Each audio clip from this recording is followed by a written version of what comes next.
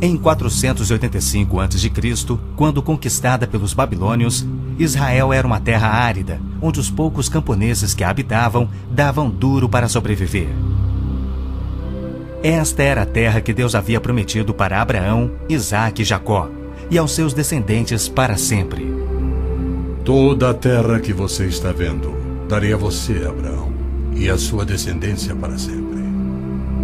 A terra não poderá ser vendida definitivamente, porque ela é minha. O povo que orgulhosamente habitava a terra prometida foi dizimado, espalhado e levado à Babilônia, onde passou 70 anos, conforme predito por Jeremias. Toda esta terra se tornará uma ruína desolada, e vocês estarão sujeitos ao rei da Babilônia durante 70 anos. Muitos judeus haviam voltado a Jerusalém para reerguer o templo, mas o resto da cidade estava em ruínas, suas paredes derrubadas e portões queimados. Em meio à desolação, Deus inspirou o profeta Zacarias a proferir uma das profecias mais notáveis já registradas. Ela predizia o período bíblico conhecido como os últimos dias. Farei de Jerusalém uma taça que embriague todos os povos ao seu redor. Farei de Jerusalém uma pedra pesada para todas as nações. O cumprimento dessa profecia após o admirável renascimento de Israel em 1948 é constatado pelo mundo todo. Exatamente como previsto na Bíblia, ao invés de Nova York, Berlim ou Moscou, a pequenina Jerusalém é o fardo maior dos países do mundo. O peso que ela tem é tal que o Conselho de Segurança das Nações Unidas dedicou quase 1/3 das suas deliberações a Israel, que representa apenas 1/1000 da população mundial.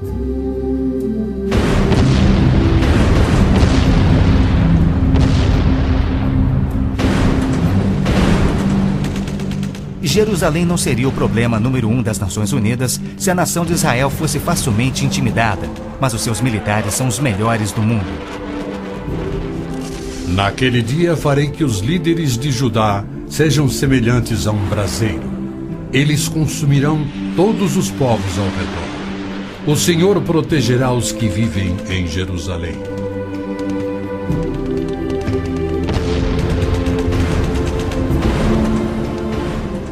E exatamente como previsto, Israel tem devorado quem o ataca, vencendo todas as guerras, apesar de enormes desvantagens.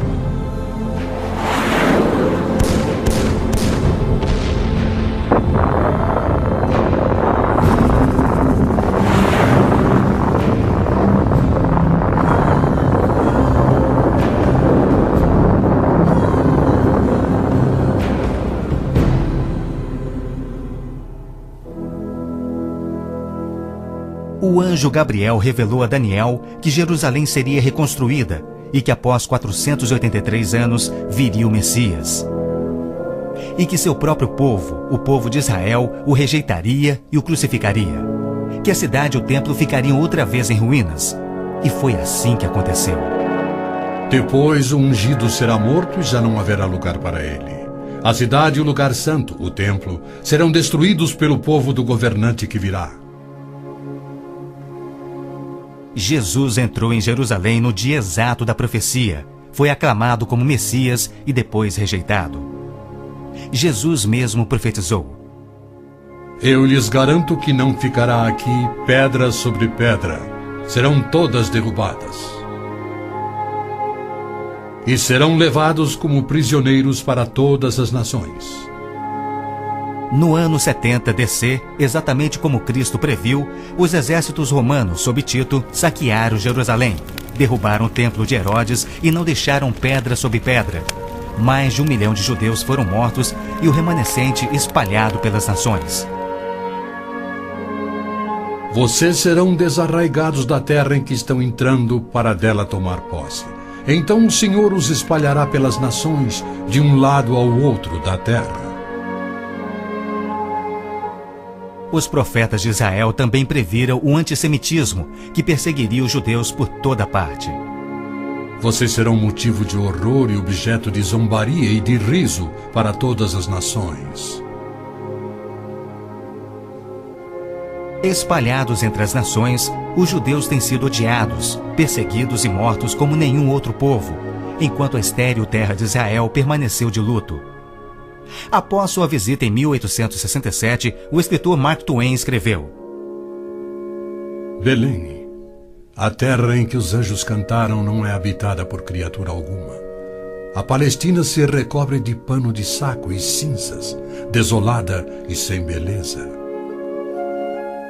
Em outra de suas profecias admiráveis, Jesus declarou: Jerusalém será pisada pelos gentios, até que os tempos deles se cumpram.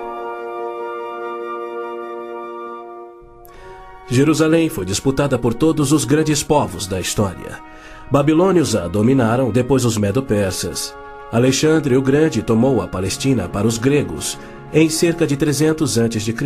Depois foram os egípcios, seguidos pelos assírios e então os romanos. Invasores islâmicos se apoderaram dela, mas foram depostos nas cruzadas. Mais tarde, os mamelucos islâmicos do Egito a tomaram. Depois, os turcos otomanos reinaram por 4 séculos.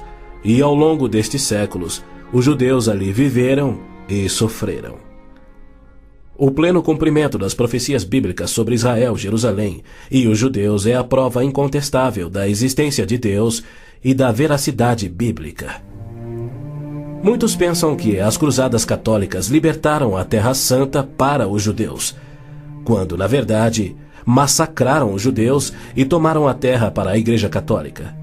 O Papa Urbano II, que organizou a primeira cruzada, desafiou seus seguidores a seguirem a estrada para o Santo Sepulcro, tomando a terra daquela raça malvada e sujeitando-a ao seu domínio. Hordas de voluntários, ostentando a bandeira da cruz, massacraram os judeus, a linhagem terrena de Cristo. Isso por todo o trajeto a Jerusalém. O líder da cruzada, Godofredo de Bouillon, jurou que se vingaria pelo sangue de Cristo, matando até o último dos judeus. Ao tomarem a cidade de Davi, seus homens perseguiram os judeus até a sinagoga e atearam fogo nela. Os papas subsequentes trataram os judeus como leprosos sem qualquer direito. Entre estes, Pio VII, Leão XII, Pio VIII e Gregório XVI. O abuso de Hitler contra os judeus alemães antes da Segunda Guerra descortinou um antissemitismo fervilhante que se estendeu por todo o mundo. Ao navio transatlântico St. Louis, abarrotado com 1.100 refugiados judeus, foi negado acesso a todos os portos nas Américas do Sul, Central e do Norte. 700 destes tinham vistos de imigração para os Estados Unidos, porém o presidente Roosevelt os enviou de volta para morrerem nos fornos de Hitler. Até mesmo a Suíça rejeitou os judeus, devolvendo-os aos seus assassinos, e serviu como banqueira de Hitler, guardando para os nazistas bilhões de dólares em ouro e dinheiro roubado das vítimas judias.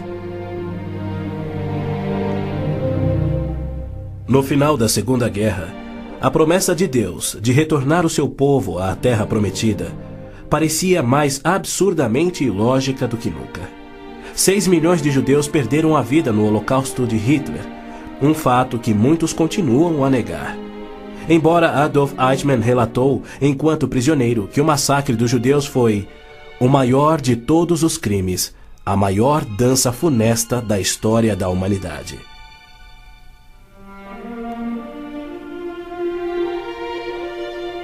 E o mais incrível é que, após a guerra, centenas dos esqueléticos sobreviventes, libertados dos campos de extermínio, foram mortos em toda a Europa.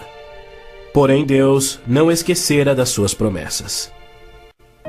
De 1945 a 1948, apesar de um cruel bloqueio naval inglês, 10 navios antigos contrabandearam 70 mil sobreviventes do Holocausto para dentro da Terra Prometida. Nas palavras de um dos sobreviventes, os velhos navios e a frota britânica eram ameaças menores que a vida na Europa.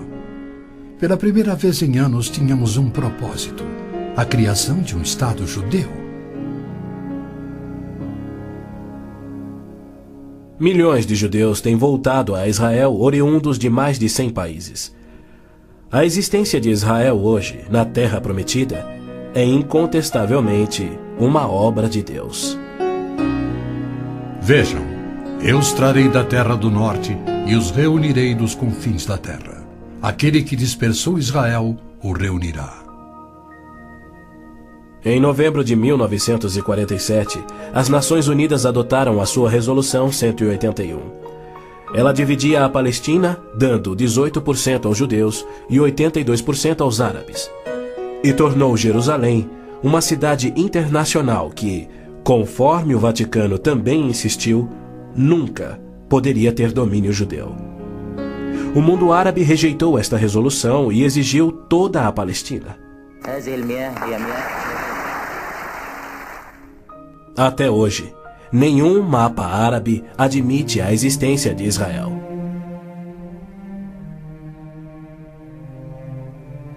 Em 14 de maio de 1948, Israel declarou sua independência. E foi imediatamente invadido por 6 nações árabes. Seus soldados eram várias vezes mais numerosos que os colonos judeus e tinham superioridade indiscutível em armas, tanques e aviões. Tendo recebido da ONU uma faixa estreita e indefensável de terra, rodeada de inimigos dispostos a exterminá-lo, Israel deveria ter sido aniquilado. Porém, para a surpresa do mundo inteiro, que torcia para os seus inimigos, os colonos israelenses derrotaram os que buscavam destruí-los, exatamente como Deus prometera. E assim tem acontecido em guerra após guerra, à medida que seus inimigos têm tentado aniquilar Israel. Sim, é isto mesmo. A aniquilação é o seu propósito declarado. Os muçulmanos têm como dever religioso a exterminação dos judeus. Eles sonham com sua destruição e promovem festividades para honrar os assassinos dos inocentes cidadãos de Israel. O fundamentalismo islâmico começa a varrer o nosso mundo. O próprio Maomé declarou: A última hora não virá antes que os muçulmanos lutem contra os judeus e os muçulmanos os matem.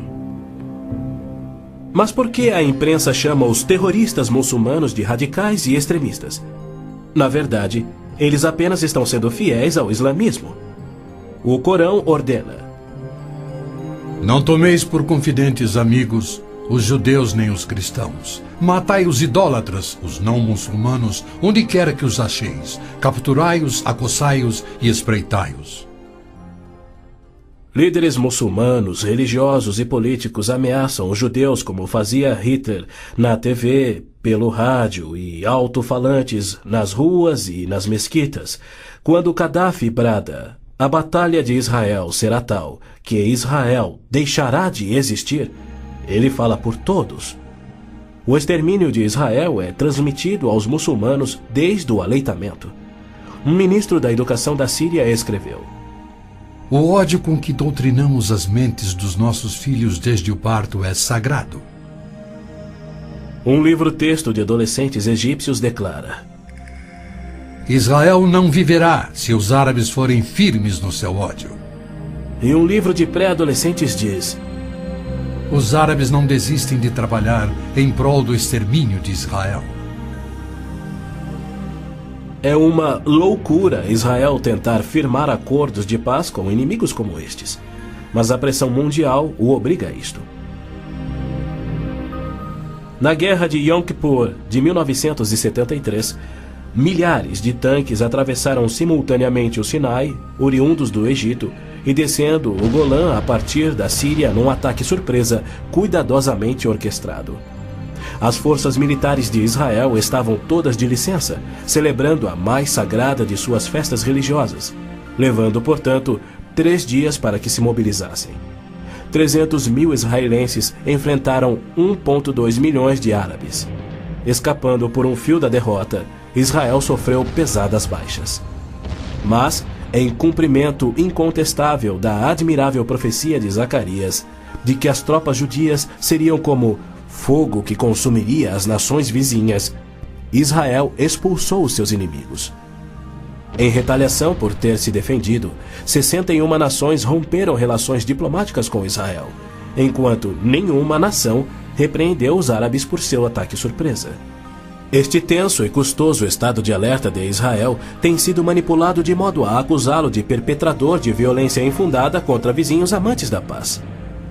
O antissemitismo é uma força motriz da mídia mundial, que é muito influenciada pelo dinheiro do petróleo. Não se veicula nenhuma crítica aos árabes e suas repetidas ameaças de extinção de Israel. Quando Israel deportou 400 terroristas do Hamas e do Jihad Islâmico por terem matado e mutilado centenas de seus civis, foi criticado pela mídia internacional e censurado pelas Nações Unidas. Mas quando o Kuwait deportou 300 mil palestinos, em sua maioria civis inocentes, a mídia fez pouco caso e as Nações Unidas ignoraram o fato.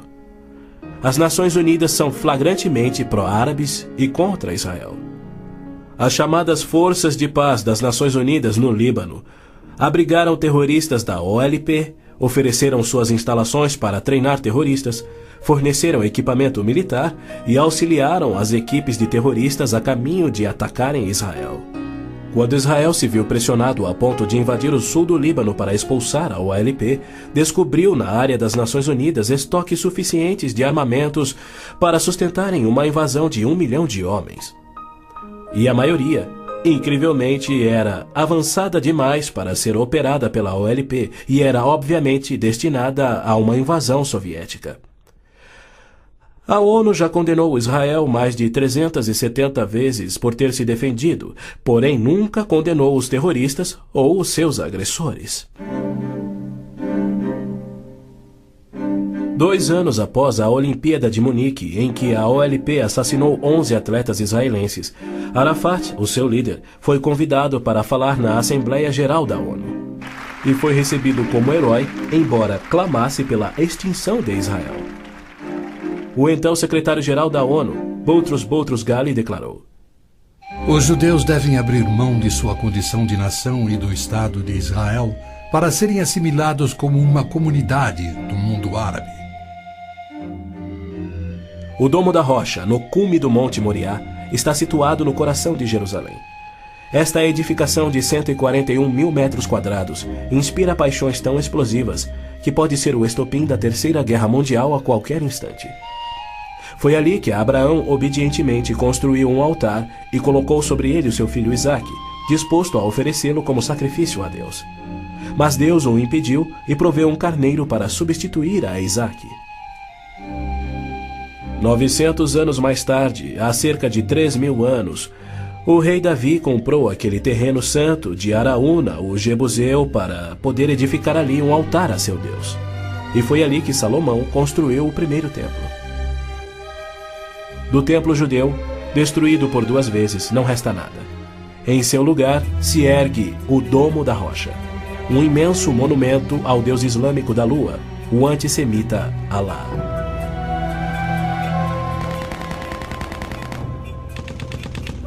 Em 1967, quando Israel capturou o leste de Jerusalém e junto com ele o Monte do Templo, isto parecia contradizer a profecia de Cristo de que Jerusalém seria pisoteada pelos gentios até a sua vinda. Mas, incrivelmente, Israel imediatamente devolveu o Monte do Templo aos cuidados do rei Hussein da Jordânia. Este, por sua vez, o confiou a Yasser Arafat e a sua OLP em 1994. Assim, o coração de Jerusalém está nas mãos de gentios e as nações dos gentios de todo o mundo exigem o controle.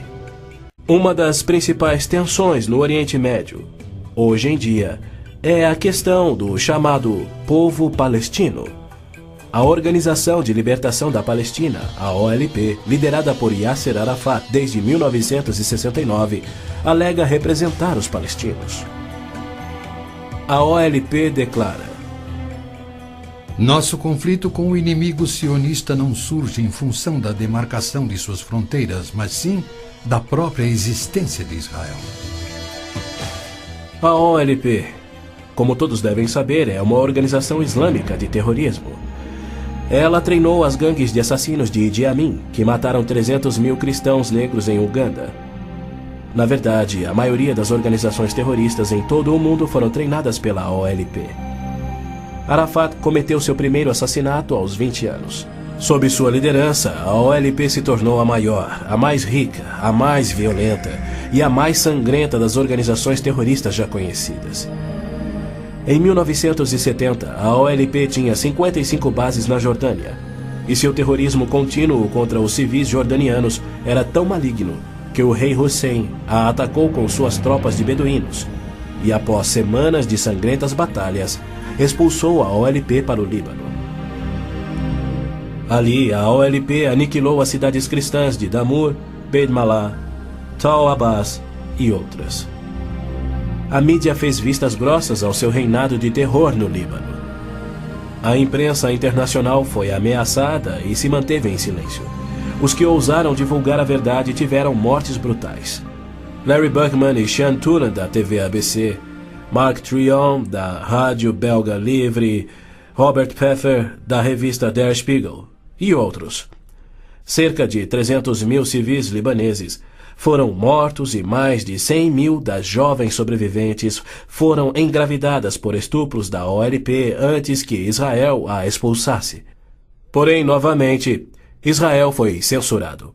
Ladies and gentlemen, Mr. Arafat, Chairman of the Executive Council of the Palestine Liberation Organization, His Excellency Yitzhak Rabin, Prime Minister of Israel, the President of the United States. Quaisquer tratados de paz com a OLP têm como propósito único enganar Israel. O modelo que os muçulmanos seguem hoje foi dado por Maomé. Em 628, ele firmou um tratado de paz de 10 anos com sua tribo Quraysh, em Meca. 2 anos mais tarde, ele atacou Meca, matando os homens e escravizando as mulheres e crianças. Arafat declarou publicamente: Em nome de Alá, eu não considero o acordo de paz entre a OLP e Israel mais do que o acordo assinado entre nosso profeta Maomé e a tribo Quraysh. A paz para nós implica na destruição de Israel. O primeiro passo é fingir a paz para ganhar territórios dentro de Israel, de onde possa lançar sua destruição final.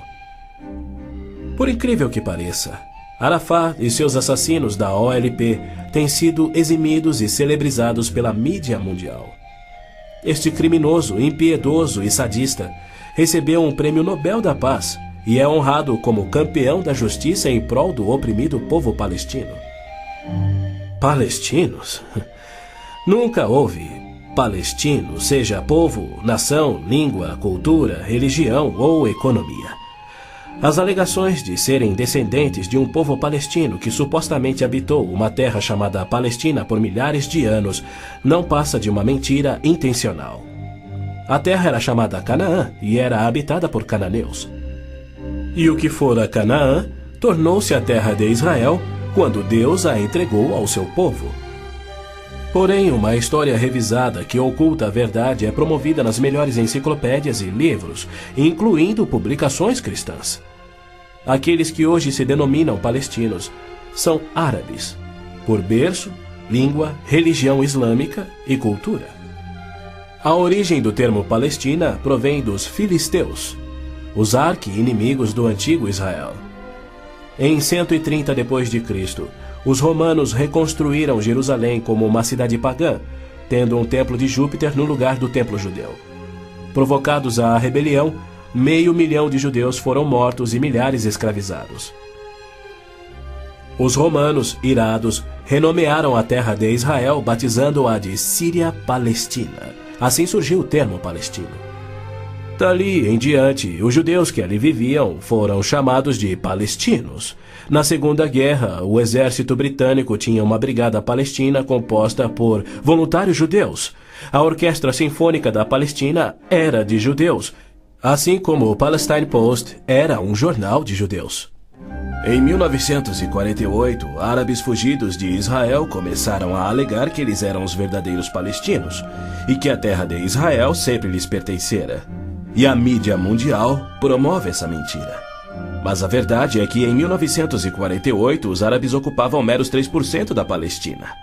enquanto que a posse de Israel data de 4.000 anos de quando Abraão adquiriu a caverna Macpela em Hebrom. Ali Abraão sepultou sua esposa Sara, e ali estão enterrados Abraão, Isaque, Rebeca, Jacó e Lia. Em Hebrom, Davi foi coroado rei. É um lugar sagrado para os judeus e não tem nada a ver com os árabes ou com o Islã. E ainda assim os muçulmanos ignoram a presença contínua dos judeus por 3.000 anos e dizem que Hebrom é sua.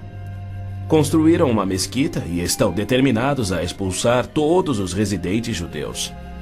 Há meio século, o mundo convive com o problema de centenas de milhares dos autodenominados refugiados palestinos da guerra pela independência em 1948. Em mais uma mentira típica, a mídia internacional acusa os judeus de impiedosamente desalojarem a população nativa. Mas, na verdade, foi o alto comando árabe que os instruiu por rádio a deixar rapidamente a Palestina enquanto eles massacrariam os judeus. Uns 350.000 fugiram. Muitos ficaram. Os que ficaram hoje são cidadãos israelenses e atualmente compõem uns 16% do eleitorado de Israel. A Jordânia anexou o território palestino designado pela ONU, expeliu todos os judeus, destruiu as sinagogas judaicas e renomeou de margem ocidental as terras conhecidas por Judeia e Samaria desde os tempos bíblicos. Apesar dos milhões de dólares em jazidas de petróleo e uma área terrestre 700 vezes maior do que a de Israel, as nações árabes se recusam a aceitar quaisquer refugiados de 48 e a dar-lhes vida normal. Somando milhões devido à sua alta taxa de natalidade, hoje eles são restritos a vergonhosos acampamentos de refugiados em Gaza, Jordânia, Líbano, Síria e na margem ocidental. Estes infelizes são mantidos assim para que seu infortúnio seja exibido como propaganda. Por outro lado, o recém-formado Estado de Israel, cuja população somava 600.000, absorveu rapidamente 820.000 refugiados judeus que fugiam das terras árabes, onde por 13 séculos, desde o advento do islamismo, eram sujeitados a surras e cusparadas nas ruas e mercados. Centenas foram brutalizados ou mortos pelos muçulmanos em surtos imprevisíveis de violência e tiveram suas posses confiscadas.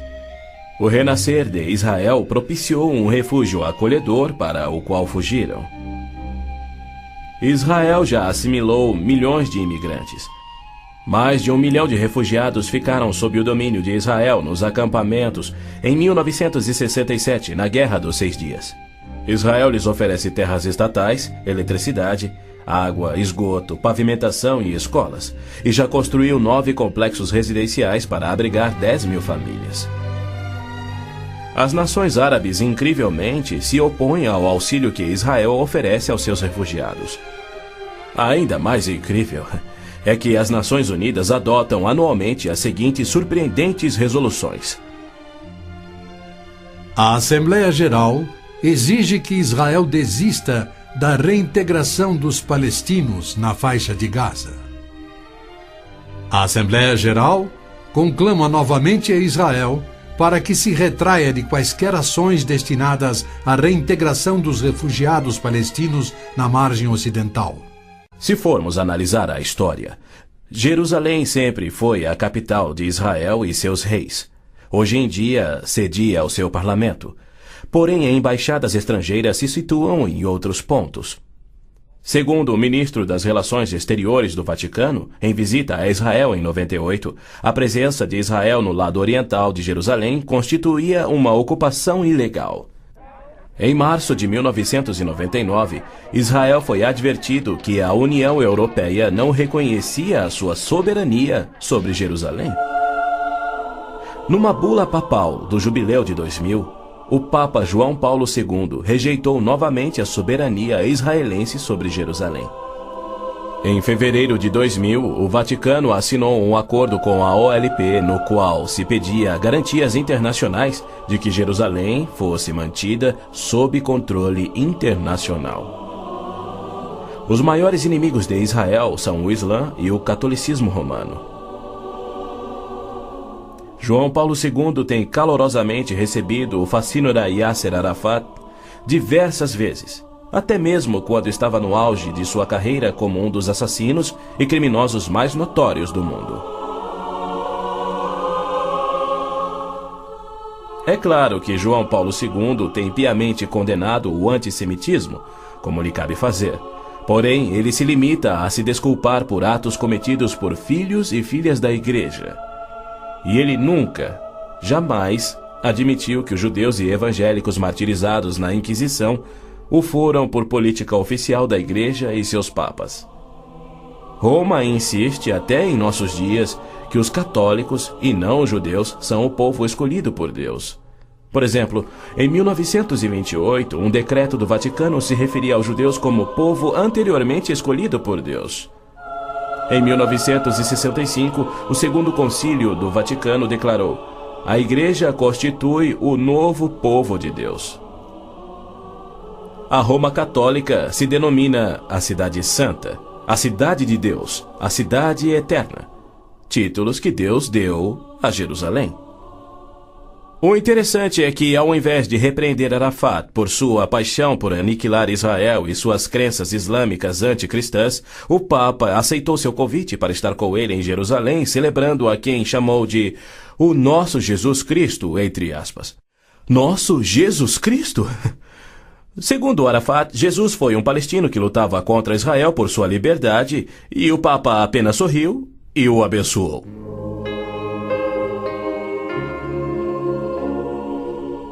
Os judeus culpam a Cristo e aos cristãos pelo antissemitismo do catolicismo romano.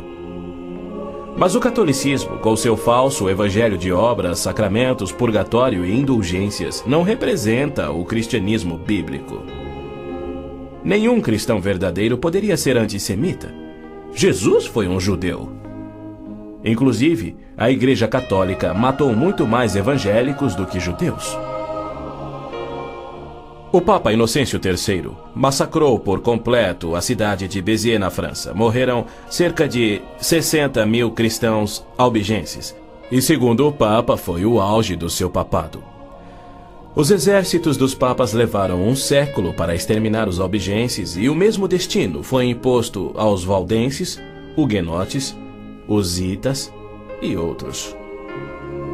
No massacre de São Bartolomeu foram chacinados 70 mil huguenotes, mais 200 mil foram mortos depois e 500 mil fugiram da França para salvar a vida. E como estes, há muitos outros exemplos.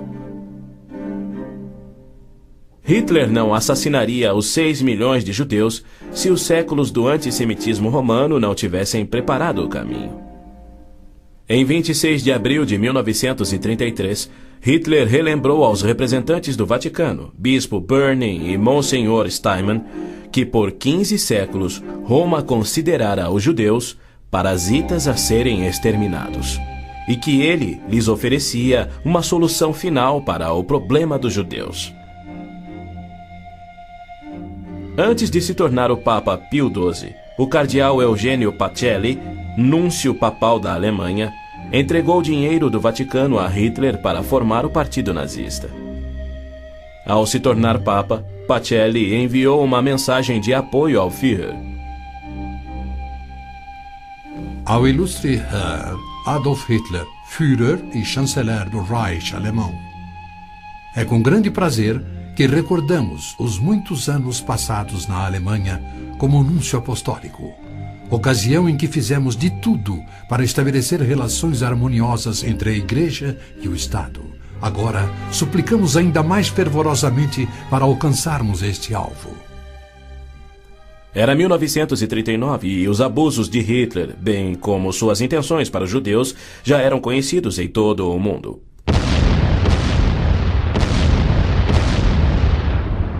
Foi em janeiro daquele ano que Hitler declarou que a guerra resultaria na, abre aspas, exterminação da raça judaica, fecha aspas. Die Völker noch einmal in einen Weltkrieg zu stürzen, dann wird das Ergebnis nicht der Sieg des Judentums sein, sondern die Vernichtung der jüdischen Rasse in Europa. Após 4 anos, em 22 de junho de 1943, enquanto pairava a fumaça de judeus incinerados nos céus da Europa, o Papa Pio XII, em contraposição à promessa de Deus, escreveu ao presidente Roosevelt tentando dissuadi-lo de tornar a Palestina em terra judia. Não existe precedente histórico para justificar o regresso de um povo a uma terra deixada 19 séculos antes. Se os hebreus desejam um lar, não seria muito difícil encontrar um território que lhes sirva melhor que a Palestina. Com o aumento da população judaica naquela região, graves novos problemas surgiriam. Sem precedente histórico, Deus o havia prometido.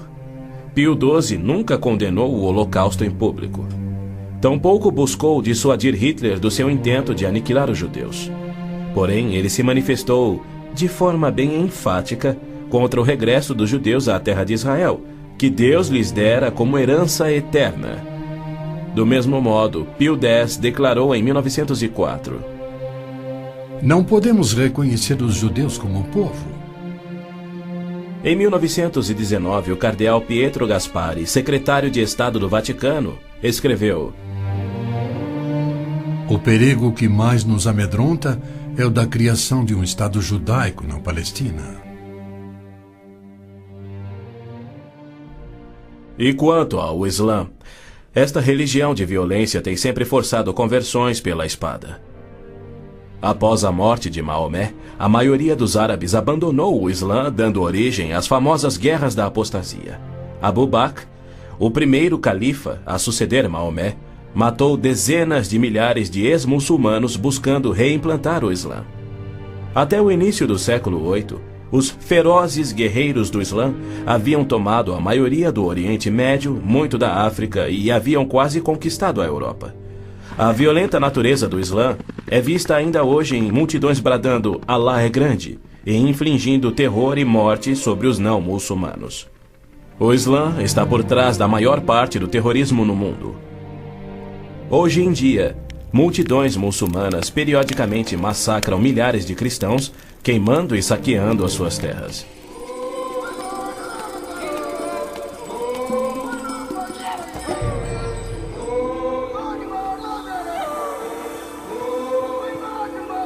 No sul do Sudão, milhões de cristãos negros estão sendo privados de alimento, escravizados e até mortos pelo governo islâmico do norte.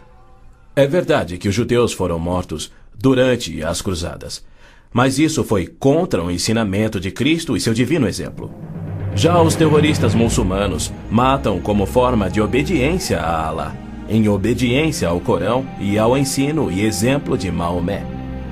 Qualquer estudioso muçulmano concordará ser o dever sagrado de todo muçulmano em todas as eras praticar guerra santa o quanto for possível para forçar o mundo inteiro à submissão ao Islã. O Corão mantém mais de 100 versículos sobre lutar e matar neste propósito. Porém, a mídia internacional insiste em descrever o Islã como religião pacífica.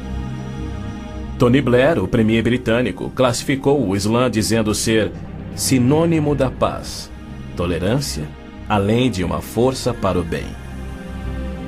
Muitos políticos de destaque no Ocidente têm elogiado o Islã e seus caminhos pacíficos, e líderes religiosos também.